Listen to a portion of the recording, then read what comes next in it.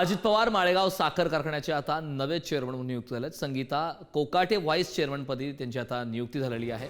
तर माळेगाव साखर कारखान्याची अटीतटीची निवडणूक झाली। खरं तर तिरंगी लढत त्या ठिकाणी पाहायला मिळाली। अखेर त्या ठिकाणी अजित पवार यांचं पॅनल मोठ्या मताधिक्याने विजय झाला आणि त्यानंतरची मोठी अपडेट आहे। अजित पवार माळेगाव साखर कारखान्याचे नवे चेअरमन तर संगीता कोकाटे या व्हाईस चेअरमनपदी त्यांची नियुक्ती झाली। हे दृश्य आपण पुढारी न्यूजवरती पाहतो।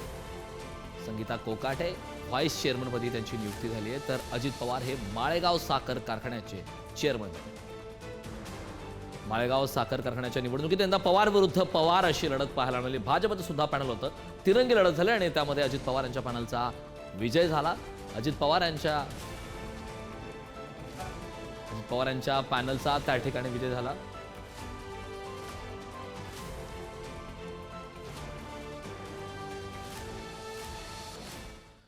अजित पवारांच्या अध्यक्ष निवडीवर विरोधकांचा आक्षेप आहे। ब वर्ग गटातून निवडून आलेल्या उमेदवाराला चेअरमन होता येत नाही असा विरोधकांनी दावा केलाय।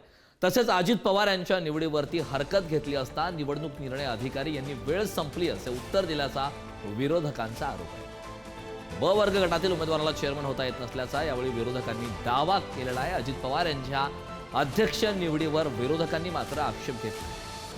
आगामी काळात याचे नेमके काय परिणाम होतील हे पाहणं महत्त्वाचं आहे। मात्र तुर्तास तरी आता विरोधकांनी यावरती आक्षेप घेतला, हा दावा केलाय की ब वर्ग गटातील तिला खरं तर त्या ठिकाणी अध्यक्षपदी राहता येत नाही।